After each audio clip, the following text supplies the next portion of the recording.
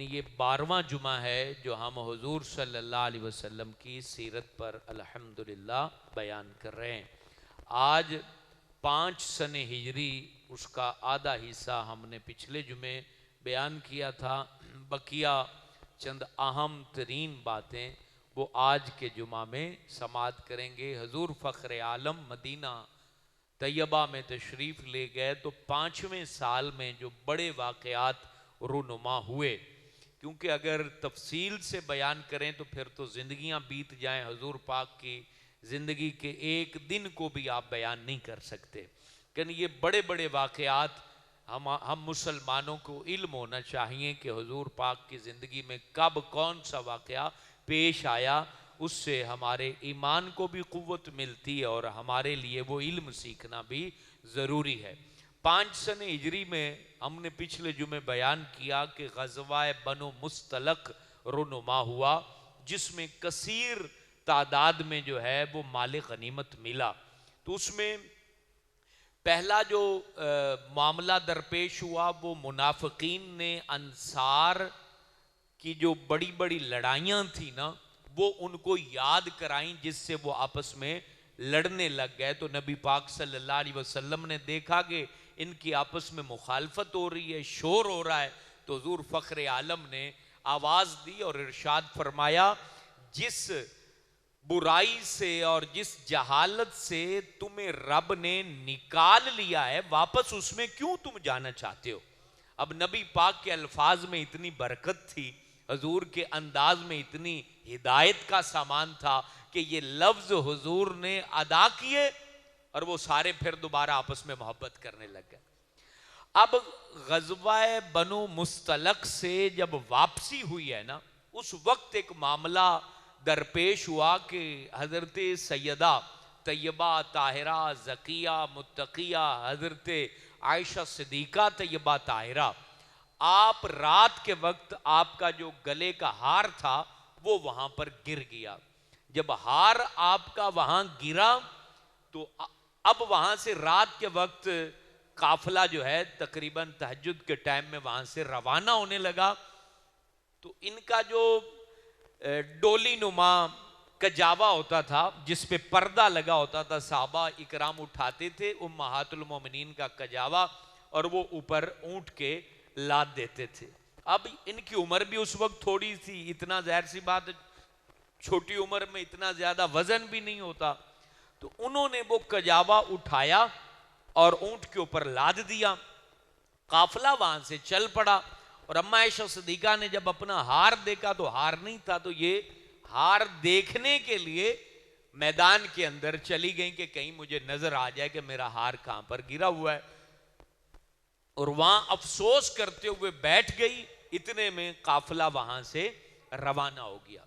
حضرت سیدنا صفوان صحابی رسول ہیں، ان کی ڈیوٹی ہوتی تھی یہ صبح کے وقت سارا ایریا دیکھ کے، سامان کوئی گرا پڑا ہے، کوئی چیز پڑی ہوئی ہے تو وہ وہاں سے ساری چیزیں کلیکٹ کرتے تھے اور پھر اپنی سواری پر سوار ہو کر قافلے کے ساتھ مل جاتے تھے۔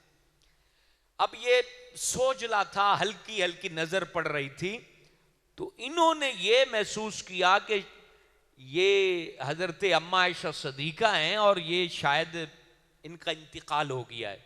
یہ قریب آئے اور انہوں نے آواز دی تو حضرت سیدہ عائشہ صدیقہ طیبہ طاہرہ وہ غم کرتے کرتے وہیں لیٹیں اور ان کو نیند آ گئی اور وہ سو گئی۔ تو وہ جاگیں تو وہ صحابی رسول تھے، اب دیکھا گیا تو امی جان ہے، تمام مسلمانوں کی مائیں ہوتی ہیں جو نبی کی بیوی ہوتی ہے، تو انہوں نے پیٹ کر کے یعنی چہرہ اپنا پھیر کے کہا کہ امی جان آپ میری سواری پر سوار ہو جائیں۔ وہ اپنی سواری کو نیچے بٹھایا اور حضرت عائشہ صدیقہ سواری کے اوپر سوار ہو گئیں، اور حضرت صفوان نے مہار کو پکڑا اور یہ چلنے لگ گئے۔ اب اس وقت ظاہر سی بات ہر طرف روشنی ہو چکی تھی۔ جب قافلے کے قریب یہ پہنچے، حضرت صفوان رضی اللہ تعالیٰ عنہ نے مہار پکڑی ہوئی اور امی جانوں پر بیٹھی ہوئی ہیں، تو منافقین بھی تھے اس جنگ کے اندر، وہ بھی شامل ہوئے تھے۔ تو انہوں نے عبداللہ بن ابی بن سلول جو منافق تھا اس نے حضرت امی جان عائشہ صدیقہ پر تہمت لگا دی. اس کو واقعہ افک کہتے ہیں، یعنی جھوٹی تہمت لگانا. یہ حضرت امی جان عائشہ صدیقہ پر اس بدبخت نے تہمت لگا دی اور اپنے چیلوں کو کہا کہ اس بات کو پھیلا دو کہ رات کے وقت یہ نبی کی بیوی پیچھے رہ گئی ہیں اور معاذ اللہ یہ غلط کام کی تہمت لگا دی. اب حضرت اما عائشہ صدیقہ مدینہ طیبہ پہنچی، اپنے گھر تشریف لے گئی. تو اب انہوں نے وہ واقعہ پورے مدینے کے اندر پھیلا دیا، پورے مدینے میں یہ بات مشہور کر دی. اب خواتین کے ذریعے جب حضرت عائشہ صدیقہ طیبہ طاہرہ کے اوپر تک یہ بات پہنچی تو آپ اتنی غمگین ہوئی کہ آپ بیمار ہو گئیں. پاکیزہ عورت جو ہوتی ہے اس کے لیے سب سے بڑی تکلیف دہ بات اس پر تہمت ہوتی ہے. تو اب نبی کی بیوی ہو بھی پاک عورت تو پھر اس کو کتنی تکلیف ہوگی یہ ہم اندازہ نہیں لگا سکتے. پورے مدینہ پاک میں وہ بات پھیل گئی، یہاں تک کہ حضرت ابو بکر صدیق تک جب یہ بات پہنچی، اس واقعے کی خبر پہنچی تو ان کو بھی بڑی اذیت اور تکلیف ہوئی. ان کی بیٹی تھی اور نبی پاک صلی اللہ علیہ وسلم کی تو زوجہ تھی اور ان کا لقب ہے محبوبہ محبوب خدا، یعنی نبی پاک کی محبوبہ ہیں حضرت عائشہ صدیقہ طیبہ طاہرہ. بڑی اذیت ہوئی، لیکن اب معاملہ چونکہ گھر کا تھا. اب یہ جو واقعہ ہوا ہے نا، اب اس واقعے کو بھی فرقے والوں نے اٹھا لیا. میں حیران ہوتا ہوں کہ ہمارے ہاں تعلیم فرقہ پرستی کی وجہ سے اتنی جو ہے الجھن میں اسلام کا علم آ گیا ہے کہ بندہ حیران رہ جاتا ہے. اب اس واقعے کو لے کر ہر فرقہ اپنے حساب سے بات کو آگے گول مول کر کے پہنچاتا ہے. حالانکہ اس واقعے کو لے کر تو ہمیں شان مصطفیٰ بیان کرنی چاہیے اور شان ام المومنین بیان کرنی چاہیے، کیونکہ یہ واقعہ حقیقت میں نبی کی عظمت کو بیان کرتا ہے، نہ کہ نبی کے نقص کو بیان کرتا ہے. اب بعض جگہ اس واقعے کو لے کر کے یہ گفتگو کی جاتی ہے کہ نبی کی بیوی کے اوپر اتنی بڑی تہمت لگی ہے، کیا ان کو علم ہوتا تو حضور پریشان کیوں ہوتے؟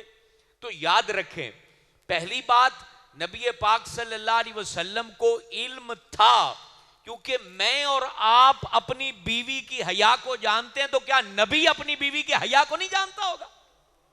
ان کو علم تھا، لیکن معاملہ یہ تھا کہ اگر حضور خود برات ظاہر کرتے منبر پہ بیٹھ کے تو سارے منافق جنہوں نے پروپیگنڈا کیا تھا وہ یہ بات کہتے کہ جب دوسروں کی باری ہوتی ہے تو وہی کا انتظار کیا جاتا ہے اور اپنے گھر کا معاملہ ہوا ہے تو خود ہی صفائیاں دے رہے ہیں. تو یہ نبی پاک نے پسند نہیں کیا کہ میں اپنی بیوی کی صفائی خود بیان کروں، بلکہ حضور نے یہ پسند کیا کہ میری بیوی کی صفائی خود رب اعلیٰ بیان فرمائے. اس لیے نبی پاک نے اچھا کلام کیا حضور نے. اب نبی پاک کی حکمت عملی دیکھیں، جب یہ بات پھیل رہی تھی تو حضور پاک کا انداز کیا تھا. نبی پاک نے پہلے حضرت عمر کو کہا، اے عمر بتاؤ عائشہ پر جو تہمت لگی ہے اس کے بارے میں تمہارا کیا ذہن ہے، تم کیا کہتے ہو؟ اب حضرت عمر جو جواب دیتے ہیں، نبی پاک کے صحابی حضرت عمر نے جواب دیا، حضور والا آپ کے بدن پر تو رب مکھی کو برداشت نہیں کرتا، تو ایک ناپاک عورت رب آپ کے نکاح میں کیسے دے گا؟ آپ کے جسم پر مکھی بیٹھے اللہ کو یہ پسند نہیں ہے تو ایک غلط عورت آپ کے نکاح میں کیسے دے گا؟ پھر حضرت عثمان سے پوچھا، اے عثمان تو بتا کہ عائشہ کے معاملے میں تو کیا کہتا ہے؟ تو حضرت عثمان غنی نے یہ کہا کہ حضور آپ کا سایہ زمین پر پڑے رب کو یہ پسند نہیں ہے کہ آپ کے سائے کے اوپر کسی کا پیر لگ جائے، تو کسی ایسی عورت کو تیرے نکاح میں رب کیسے دے جو کسی غیر مرد کے ساتھ جس کا تعلق بنے؟ تو یہ ہم نہیں کہتے کہ آپ کی جو زوجہ ہے اس سے یہ غلطی ہوئی ہے. پھر آپ نے حضرت علی المرتضیٰ شیر خدا کرم اللہ تعالی وجہ الکریم سے پوچھا. یہ دیکھیں صحابہ کا انداز اور ان کی سوچ کتنی پاکیزہ تھی. کوئی فرقہ نہیں تھا، کوئی جھگڑا نہیں تھا، کوئی گروہ بندی نہیں تھی، صرف ذات مصطفیٰ سے پیار تھا اور اسی کو لے کر بات کرتے تھے.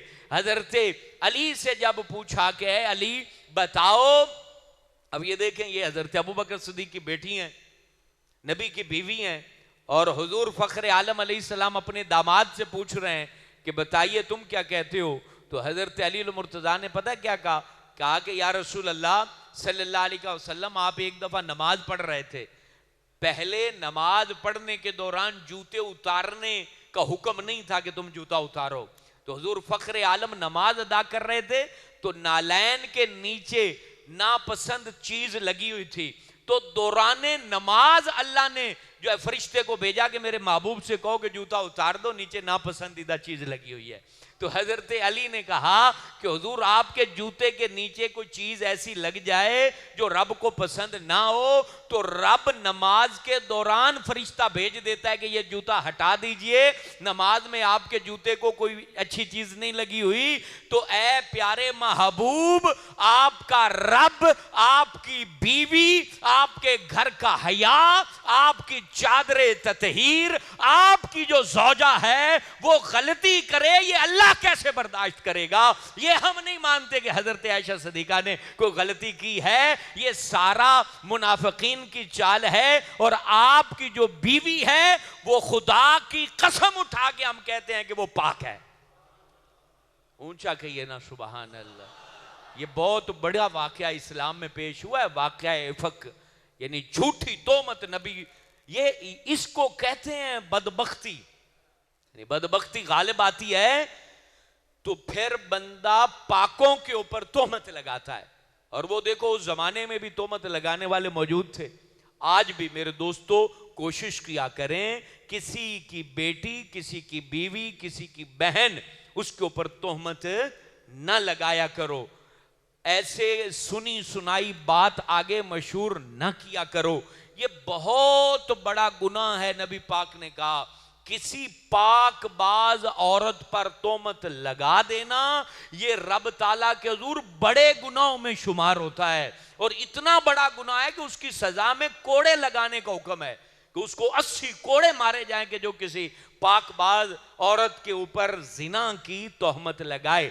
پھر اسی واقعے میں ایک اور صحابی کی بات سنتے جائیے، حضرت یعنی صحابہ اکرام کا انداز اور محبت آپ اس سے محسوس کریں کہ کتنی زیادہ تھی۔ حضرت ابو ایوب انصاری، حضرت ابو ایوب انصاری نے اپنی بیوی سے یہ بات کہی، اپنی بیوی سے فرمانے لگے اے میری زوجہ میری بات سنو، یہ واقعہ جو مشہور ہوا ہے ہماری ماں کے بارے میں اللہ کی عزت کی قسم اٹھا کے کہتا ہوں کہ اگر صفوان کی جگہ میں ابو ایوب ہوتا تو میں نبی پاک کے گھر پر سوچتا بھی نہ کہ کہیں ہاتھ بڑھے، تو وہ تو حضرت صفوان بڑے پاک باز ہیں، تو کیسے تصور کر سکتے ہیں کہ انہوں نے یہ غلطی کی ہوگی؟ اور حضرت ابو ایوب کی بیوی نے کیا جواب دیا وہ سنیں۔ حضرت ابو ایوب کی بیوی نے جواب دیا اے ابو ایوب، اگر عائشہ کی جگہ میں نبی کی بیوی ہوتی اور میں اس رات وہاں موجود ہوتی تو میں تصور بھی نہ کرتی کہ میں نبی پاک کی امانت میں خیانت کروں، تو عائشہ صدیقہ تو 1,00,000 درجے زیادہ مجھ سے اچھی ہے۔ اللہ اکبر، کتنی پاک بیویاں تھیں۔ یہ سارے گھروں میں صحابہ باتیں کر رہے ہیں کہ نہیں ایسا نہیں ہو سکتا، اور پھر وہ کتنا اذیت ناک معاملہ ہوگا کہ جب نبی کی بیوی کے بارے میں یہ بات پھیلائی گئی ہوگی کہ جو ہم اپنی بیویوں کے بارے میں یا اپنی بیٹیوں کے بارے میں تصور بھی نہیں کر سکتے۔ یہ فتنہ اتنا پھیلا کہ اس میں کچھ کلمہ پڑھنے والے بھی مبتلا ہو گئے، وہم میں پڑ گئے کہ شاید غلطی ہو گئی ہو۔ اس میں ایک تھے حضرت مستہ، یہ غریب صحابی تھے اور ان کی کفالت حضرت ابوبکر صدیق کرتے تھے۔ تو حضرت ابوبکر صدیق تک جب یہ بات پہنچی کہ میں اس کو کھانا بیچتا ہوں، روٹی بیچتا ہوں، اور اس نے میری بیٹی کی تہمت میں شمولیت اختیار کی ہے، انہوں نے قسم اٹھا لی کہ آج کے بعد میں اس کی مدد نہیں کروں گا۔ جب یہ قسم اٹھائی اور یہ بات نبی کریم تک پہنچی تو رب نے وحی نازل فرما دی کہ یہ جو اللہ کو ماننے والے ہیں یہ اپنے رنج کی وجہ سے بھلائی سے روکنے کی قسم کیوں کھاتے ہیں؟ اللہ، قرآن اللہ نے نازل کر دیا. کتنی بڑی بات ہے میرے دوستو. یعنی بیٹی کی تہمت میں وہ شامل ہوئے، انہوں نے قسم اٹھائی کہ آج کے بعد میں تمہیں روٹی پانی نہیں دوں گا. رب نے قرآن نازل کر دیا کہ صدیق یہ قسم نہ اٹھا، یہ بھلائی نہ روک، اور اپنے نفس کا خلاف کر کے اس کو عطا کر. نبی پاک نے وہ آیت پڑھی تو حضرت ابو بکر صدیق نے وہ قسم توڑی، قسم توڑ کے اس کا کفارہ دیا اور اپنے اس غریب رشتہ دار کی پھر مدد کرنا شروع کر دی. تو پھر یہ واقعہ جب آگے بڑھا تو نبی پاک اپنی بیوی کے پاس آئے. یہ اپنے ماں باپ کے گھر چلی گئی اماں عائشہ صدیقہ، اور نبی کریم حضرت عائشہ صدیقہ کے پاس آئے. لیٹی ہوئی تھی، بیمار ہو گئی تھی، غم میں بیمار ہو گئی تھی. تو حضور فرماتے ہیں کہ اے عائشہ، مجھے پتا ہے کہ تم سے غلطی نہیں ہوئی، لیکن اگر ہوئی ہے تو تم معافی مانگ لے، اللہ معاف کر دے گا. اللہ اکبر. حضور کی زبان سے جب یہ لفظ نکلے نا تو حضرت عائشہ صدیقہ کی آنکھوں سے آنسو جاری ہو گئے، رونے لگ گئی اور اپنی پیٹھ پھیر کے دوسری طرف رخ کرتے ہوئے عرض کی، آقا میں مر تو سکتی ہوں لیکن آپ کی امانت میں خیانت نہیں کر سکتی. اس وقت پھر رب تبارک و تعالی نیکوں کی بھی تو آزمائش کرتا ہے. حضور کے گھر کے بارے میں تہمت لگے اور رب تعالی انتظار کرے، ایسا ہوتا نہیں ہے، لیکن بتایا جاتا ہے کہ نیکوں کو بھی آزمایا جاتا ہے. کتنے دن یہ سلسلہ چلتا رہا اور بالآخر پھر جتنی آیتیں عائشہ صدیقہ طیبہ طاہرہ کی پاکیزگی میں بیان ہوئی، پورے قرآن مجید میں اتنی آیتیں کسی کے حق میں نازل نہیں ہوئی ہیں. سورہ نور کی جو ابتدائی جتنی آیتیں ہیں سورہ نور میں، یہ ساری حضرت عائشہ صدیقہ کے لیے نازل ہوئی ہیں. اللہ اکبر. پھر وہ قرآن نازل ہوا، حضور فخر عالم کے چہرے پر مسکراہٹ آئی اور حضور جانے جانا اپنے منبر پر جلوہ افروز ہوئے اور اپنی بیوی کی پاکیزگی جو رب نے بیان کی کہ یہ تو پاک عورت ہے، اور پاک پر تہمت لگانے والوں کو یہ سزا دو، اور ڈانٹا بھی اور ان صحابہ کی تعریف بھی کی جنہوں نے کہا تھا کہ حضور حضرت عائشہ ایسی غلطی نہیں کر سکتی. اور اس کے بعد پھر اماں عائشہ صدیقہ کو جب یہ پتہ چلا تو پوری زندگی آپ پھر فخر فرمایا کرتی تھیں کہ الحمدللہ مجھے اللہ نے یہ شرف بخشا ہے کہ میری طہارت، میری پاکیزگی اور میری صفائی کو کسی اور نے نہیں بلکہ رب نے خود بیان فرمایا ہے. تو یہ 5 سن ہجری کا واقعہ ہے جو ہماری امی جان عائشہ صدیقہ طیبہ طاہرہ کے متعلق جو ہے وہ ہوا. اور یاد رکھیے یہ اتنے پاکیزہ صفت لوگ ہیں، آج فرقوں کے اندر بانٹ دیا گیا ہے. کچھ فرقوں میں حضرت عائشہ صدیقہ کے متعلق غلط گفتگو کی جاتی ہے، تو ہمیں اس پروپیگنڈا کا جو ہے وہ حصہ نہیں بننا چاہیے. یاد رکھیں فطرتاً انسان، ہم پنجاب کے رہنے والے لوگ ہیں اور وہ عرب کے ہم سے 1000 گنا زیادہ غیرت مند تھے. ہم تو کچھ بھی نہیں ہیں. ہم اپنی بیوی کے متعلق کوئی گفتگو نہیں سننا چاہتے تو مجھے بتائیے نبی پاک صلی اللہ علیہ وسلم اپنی بیوی کے متعلق غلط جملہ کیسے برداشت کر سکتے ہیں؟ یہ نہیں ہو سکتا. اس لیے اپنے آپ کو جو ہے وہ ایسے ماحول میں، ایسے انداز میں رکھیں کہ آپ کی گفتگو کے اندر عشق ہو، محبت ہو، پیار ہو. کسی بھی طریقے سے ہماری زبانوں سے بے ادبی سرزد نہیں ہونی چاہیے. پھر 5 سن ہجری میں تیمم کا واقعہ بھی رونما ہوا ہے، اور آپ کو پتہ ہونا چاہیے تیمم کی جو نعمت ہمیں ملی ہے وہ بھی حضرت عائشہ صدیقہ کے ذریعے ملی ہے. اللہ اکبر. تیمم یعنی پانی نہ ہو تو ہم وضو کرتے ہیں. یہ قرآن میں جو آیتیں نازل ہوئی ہیں اس کا ذریعہ بھی حضرت عائشہ صدیقہ ہے، کیونکہ آپ سفر کر رہے تھے تو ایسی جگہ پر رکے جہاں پر قریب پانی نہیں تھا، اور اماں عائشہ صدیقہ کی گود میں حضور نے سر رکھ کے آرام کر لیا. حضرت ابو بکر صدیق نے جب صحابہ کی گفتگو سنی کہ ایسی جگہ پر ہم رک گئے ہیں جہاں پانی نہیں ہے تو نماز کے لیے وضو کیسے کریں گے، یا تو قریب پانی نہیں ہے اور مشکیزوں میں بھی پانی نہیں ہے، تو حضرت ابو بکر صدیق اماں عائشہ صدیقہ یعنی اپنی بیٹی کے قریب گئے اور ان کو جو ہے وہ پسلیوں کی جگہ پر پہلو میں اپنے ہاتھ سے ضرب لگائی اور کہا بیٹی کہاں پر نبی پاک کو جو ہے نا وہ تم نے روک دیا ہے, پانی نہیں ہے تو کیا کریں گے نماز کے ٹائم. اما عائشہ صدیقہ فرماتی میرے ابو مجھے اس طرح لگا رہے تھے لیکن میں نبی کیونکہ آرام کر رہے تھے میری گود میں تو میں ہلی بھی نہیں کہ میرے نبی کی آنکھ نہ کھل جائے. اب صبح کا وقت ہو گیا, ٹائم تھوڑا تھا, پانی مل نہیں رہا تھا, اور نبی پاک صلی اللہ علیہ وسلم بھی اطمینان سے تشریف فرمائے تو رب نے قرآن نازل فرمایا کہ اے محبوب اگر پانی نہیں ہے تو آپ مٹی سے تیمم کر کے نماز ادا فرما لیں. تو یہ بھی حضرت اما عائشہ صدیقہ کے ذریعے ہمیں یہ برکت حاصل ہے کہ پانی جہاں نہیں ہوتا ہم مٹی سے تیمم کر کے جو ہے وہ نماز ادا کر سکتے ہیں. یہ بھی ان کے اس گھرانے کا صدقہ ہے. پھر میرے دوستو 5 سن ہجری میں یہ تیمم کے حکم کے ساتھ ساتھ جو بڑا واقعہ رونما ہوا وہ غزوہ خندق ہے جسے غزوہ احزاب بھی کہتے ہیں, اور یہ بہت بڑا غزوہ تھا. اس کے اندر 10,000 کافر مسلمانوں کو ختم کرنے کے لیے شریک ہوئے تھے. احزاب کا مطلب ہوتا ہے بہت سارے گروہ, کیونکہ اس جنگ میں بہت بڑے گروہ نے اکٹھا ہو کے مسلمانوں پہ حملہ بولا تھا, اور اس کی بیس یوں بنی تھی. یہودیوں کا قبیلہ ہے بنو ندیر. بنو ندیر قبیلے کو جب مدینے سے نکالا گیا تو وہ جا کے خیبر کے اندر آباد ہو گئے. اب خیبر میں بھی پہلے یہودی رہتے تھے. بنو ندیر کے 3 سرداروں کو انہوں نے اپنا سردار منتخب کر لیا, حوی بن ابی حطب اور اس طریقے کنانا بن ربی, اور یہ ایک اور بندہ تھا. یہ 3 بندے انہوں نے اپنے سردار بنا لیے. خیبر میں یہودیوں کا اکٹھ ہو گیا. صرف ایک قبیلہ بنو قریظہ مدینہ میں رہتا تھا. اب وہاں سے خیبر سے انہوں نے جنگ کی پلاننگ شروع کر دی. وہ وہاں سے بنو غطفان گئے.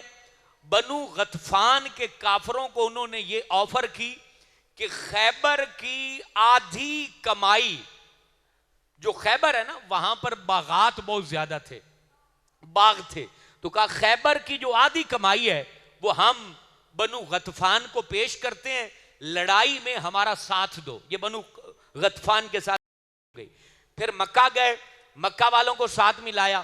بنو غطفان اسی طرح جو ہے وہ خیبر کے یہودی, بنو ندیر کے یہودی, اور یہ سارے چھوٹے چھوٹے جتنے بھی یہودی تھے یہ سارے اکٹھے ہو گئے. ادھر سے مکہ کے کافر اکٹھے ہو گئے. اب یہ سارا قافلہ 10,000 پر مشتمل تھا, اور انہوں نے میٹنگ کر کے ایک ہی دفعہ مدینے پر حملہ کر کے بھی ان کو ختم کر دیتے ہیں. یہ 5 ہجری کی بات ہے. اب جب نبی پاک کو اطلاع پہنچی کہ یہ معاملات ہو رہے ہیں تو حضور فخر عالم صلی اللہ علیہ وسلم نے بھی بنو قریظہ والوں کے ساتھ معاہدہ کیا, اور اس طرح اب وہاں بیٹھ کے پلاننگ کی کہ ہمیں اب اپنی حفاظت کیسے کرنی ہے. یہ 5 ہجری میں یہ سارے کام ہو رہے ہیں. غزوہ خندق کا واقعہ درپیش ہو رہا ہے. صحابہ کرام کو اکٹھا کیا اور حضور جانے جانا نے پوچھا کہ اب ہمیں کیسے لڑنا چاہیے. تو حضرت سلمان فارسی کھڑے ہوئے اور کہا کہ حضور اتنی ساری فوج کے ساتھ ہم میدان میں جائیں تو یہ درست نہیں ہوگا, بلکہ ہم مدینے میں رکیں اور راستے کے اندر ہم خندق کھود دیں تاکہ یہ خندق عبور نہ کر سکیں اور یہ محاصرہ سے تنگ آ کے واپس چلے جائیں. نبی پاک نے حضرت سلمان فارسی کے اس مشورے کو پسند کیا, اور حضرت سلمان فارسی کے مشورے پر اب مدینہ پاک جو تھا اس طرح قلعہ تھا, اس کی 3 سائڈوں پر باغ تھے اور باغات کے جھنڈ تھے. اب ادھر سے حملہ کرنا گھوڑوں پر یا اونٹوں پر آسان نہیں تھا. یہ ایک سائیڈ تھی جدھر آپ جاتے ہیں, خندق کی زیارت آپ نے کی ہوئی ہے, یہ خالی تھے پہاڑ, اور ادھر سے کافر حملہ کر سکتے تھے. نبی پاک نے پھر اس پہاڑی علاقے کو جو ایک چوتھی سائیڈ تھی اس میں خندق, خندق کا مطلب ہے گھانی مارنا, گھانی ماری, خندق کھودی, اس کو جو ہے نا وہ بیلچوں سے پھوڑوں سے پتھروں کو توڑ توڑ کے اس کو اتنا گہرا کر دیا کہ کوئی گھوڑا چھلانگ نہ مار سکے, اور اس میں بڑی نہر نما خندق کھود دی. اب یہ خندق کھودنے میں پتہ کتنا عرصہ لگا, 20 دن پہاڑ توڑتے رہے صحابہ کرام. کتنے دن؟ 20 دن. یہ اسلام ایسے جناب پلیٹ میں رکھ کے ہمارے تک نہیں پہنچا. 20 دن جو ہے وہ پہاڑ توڑتے رہے اور روٹی بھی نہیں ملتی تھی. ایک بچی آئی نبی پاک کے پاس جب خندق کھود رہے تھے, تو بچی کہتی ہے کہ حضور ناشتے کے لیے میری ماں نے مجھے کھجوریں دی ہیں, تو میں نے کہا میں اپنے نبی کو پیش کر رہا ہوں. اللہ اکبر, کیا جذبہ تھا. بچی کہتی میری ماں نے ناشتے کے لیے کھجوریں دی تو میرا دل نہیں کیا کہ میں کھجوریں کھا لوں, کہ حضور خندق کھود رہے ہیں تو میں حضور پاک کو جا کے کھجوریں دوں. تو وہ اب بچی کی مٹھی میں کتنی کھجوریں ہوں گی, وہ جھولی میں اس نے رکھی ہوئی ہیں, اور نبی پاک کے سامنے جب پیش کی, حضور نے چادر اپنی کالی کملی بچھائی اور چادر مبارک کے اوپر وہ کھجوریں جو ہیں پھیلا دی, اور صحابہ کو کہا کہ 10 آتے جاؤ کھاتے جاؤ. سارے صحابہ آتے گئے کھاتے گئے, کھجوریں ختم ہی نہیں ہو. اللہ اکبر, وہ کھجوریں ویسی کی ویسی ہیں. تو نبی کو یہ قوت حاصل ہے, نبی کو یہ قوت حاصل ہے. وہ ساری کھجوریں مہمان نوازی کی. پھر خندق کھودتے ہوئے صحابہ آ کے کہتے نا کہ حضور بھوک بڑی لگی ہے اور روٹی بھی نہیں ہے, اور بیلچا مار مار کے کڑائی مار مار کے تھک گئے ہیں. تو نبی پاک وہ چادر ہٹاتے تو دیکھتے صحابہ کہ حضور نے پیٹ پر پتھر باندھے ہوئے ہیں. حضور نے پیٹ پر کیا باندھے ہوئے ہیں؟ پتھر باندھے ہوئے ہیں. یہ دین ایسے پہنچا ہے. اللہ تعالیٰ کے نبی نے محنتیں کی ہیں, مشقت کی ہے, آپ نے کوششیں کی ہیں, آپ نے قربانیاں دی ہیں, تب جا کے میرے دوستو آج ہم تک کلمہ پہنچا ہے, قرآن پہنچا ہے, اور ہم یا مسجد میں نماز پڑھنے کے لیے آئے ہوئے ہیں. تو اس دین کی ہمیں قدر کرنی چاہیے, جس کے پیچھے نہ میرا خون ہے, نہ تیرا خون ہے, نہ میرا کوئی بچہ قتل کیا گیا اس دین کی خاطر, نہ آپ کے گھر میں کوئی موت ہوئی ہے اس دین کی خاطر. پلیٹ میں ڈال کے کلمہ پاک اور قرآن مجید میرے تک اور تیرے تک پہنچ گیا ہے. تو اس دین کی قدر کرو, اس دین کے ساتھ جڑ جاؤ, اس دین کی عزت کرو, اور فرقہ واریت سے بالا تر ہو کر دین سے محبت کرو.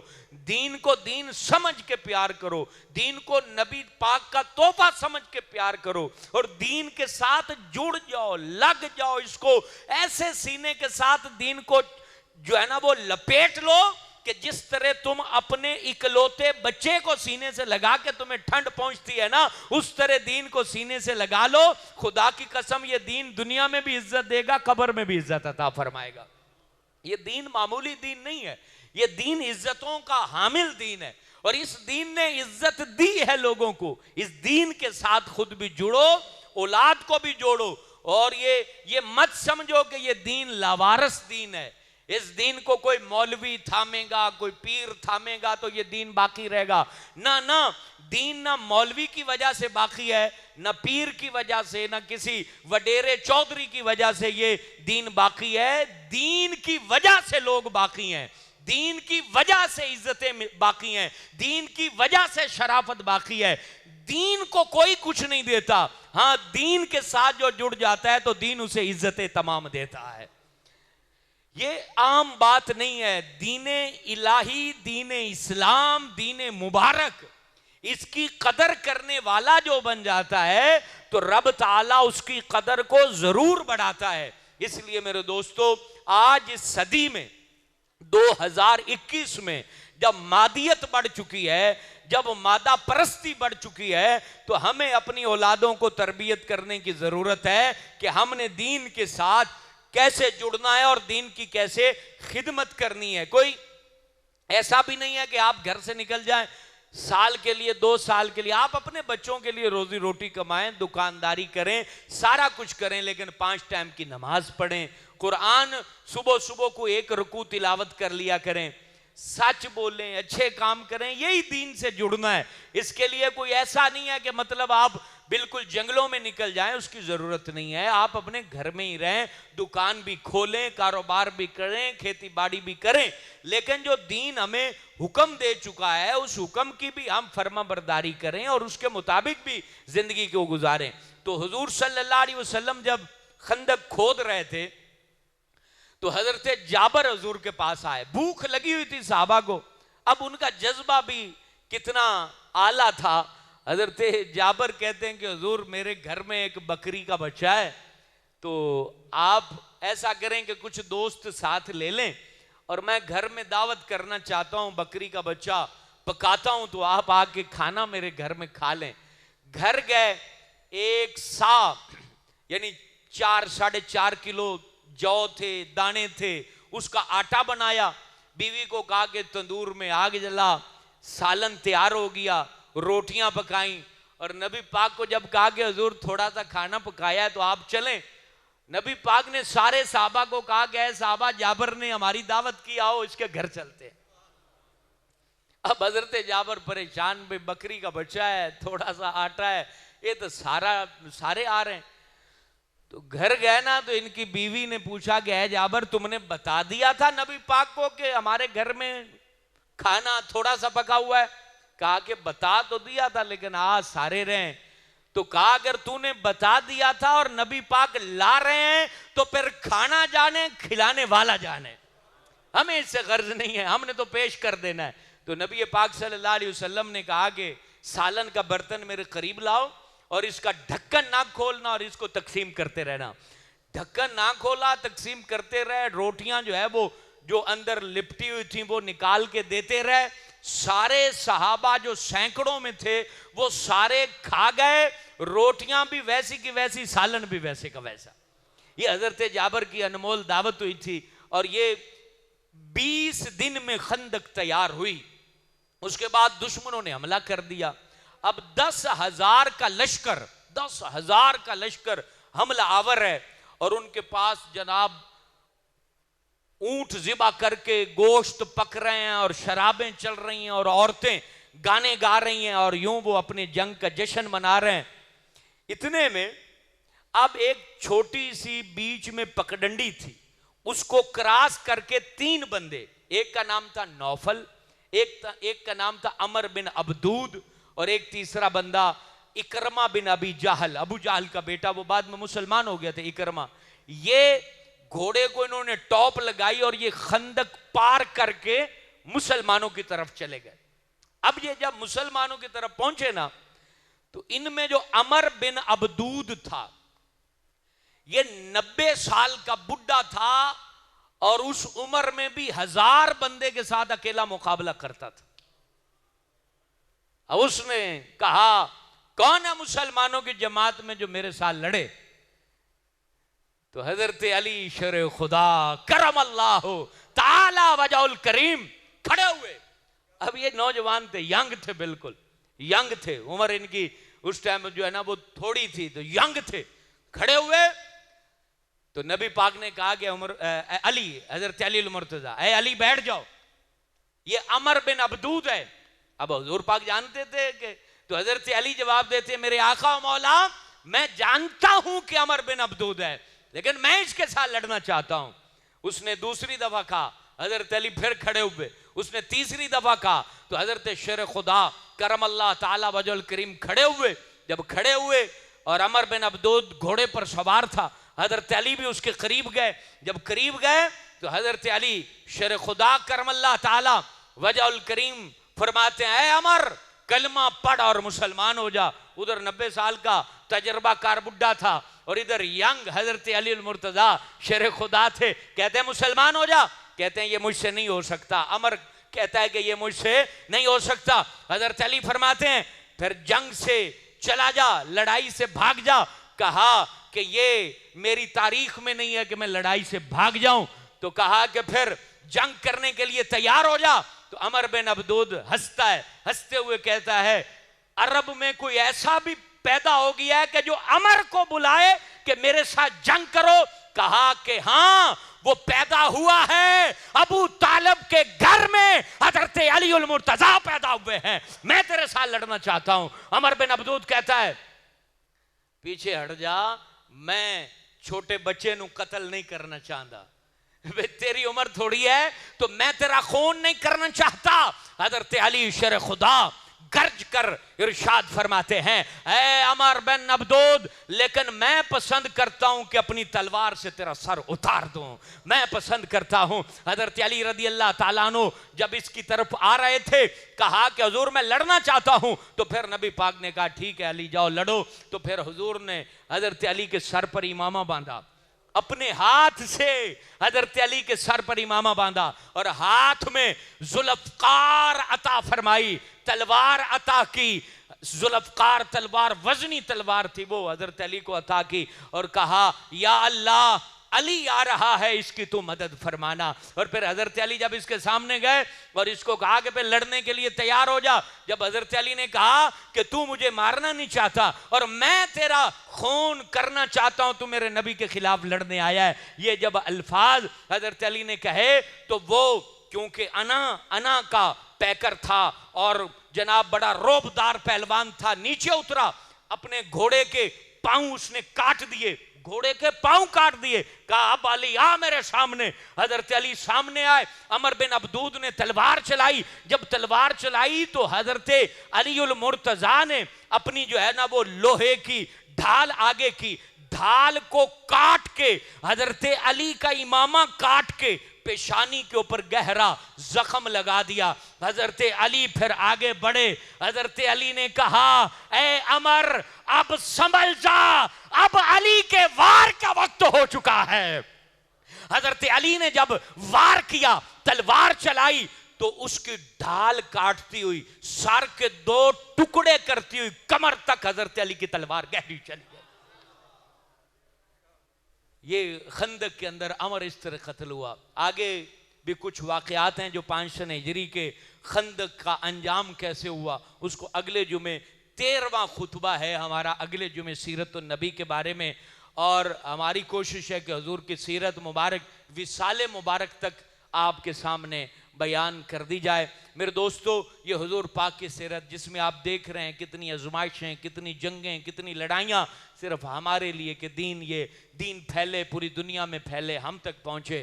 میرے دوستو، آج ہم زندہ ہیں، ہم سے مرنے کے بعد صرف دین کے بارے میں پوچھا جائے گا اور کسی چیز کے بارے میں سوال نہیں کیا جائے گا. اس دین کی قدر کرنا ہمارے ذمہ لازم ہے، اس دین کا علم ہماری اولادوں تک پہنچے یہ بھی ہمارے ذمہ لازم ہے. دیکھیں، میں کوشش کر رہا ہوں کہ جو علم دین کا ہے وہ آپ تک صحیح پہنچے، ورنہ آپ کو پتا ہے کہ جمعے کے دن لوگ جو ہے 2-4 قصے پڑھے، کہانیاں پڑھی اور انہی کو گھماتے رہے اور اپنا ٹائم پورا کر دیا. سیرت پر آپ مسجدوں میں جا کے پوچھ لیں، کسی مسجد میں 12 جمعے صرف سیرت پر بیان ہوا ہو تو آپ مجھے بتا دینا جی فلانی مسجد میں سیرت پر اتنا، اور ابھی یہ سلسلہ چل رہا ہے، ہو سکتا ہے کہ یہ ڈبل 12 جمعے ہو جائیں. تو یہ کیوں ہے؟ تاکہ آپ تک جو ہے یہ دین، جو حضور پاک کی سیرت ہے، جو نبی پاک نے دین دیا ہے، وہ آپ کے سینوں میں منتقل ہو. میری یہ خواہش ہے، آپ کے سینوں سے پھر آپ کے پوتروں کی طرف جائے گا. اب جیسے آپ نے یہ بات سنی ہے، آپ اپنے پوترے کو بتائیں، نواسے کو بتائیں، گھر میں بتائیں، یہ دین آگے پہنچے، پھیلے، بڑھے، اور یہی ہمارے لیے ضروری ہے.